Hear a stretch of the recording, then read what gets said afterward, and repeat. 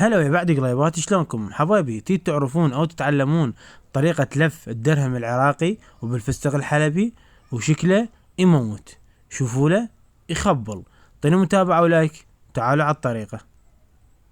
هلا والله حبايبي، شلونكم حبايبي؟ اول ما نجيب عجينة البقلاوة ونفتحها ونورقها ورقة ورقة. بعد ما ورقناها ورقة ورقة نجي هنا نجيب الشيش ونخليه وناخذ ورقة واحدة ونخلي لها فستق حلبي. اول ورقة نكثر لها فستق حلبي مثل ما تشوفون ونلفها.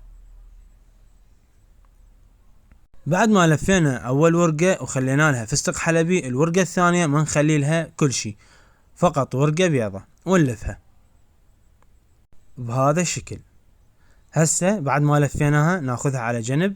شو نسوي؟ نوخر الشيش. هسه راح نقطعها حسب القطعة اللي انت تريدها او انت تريدينها.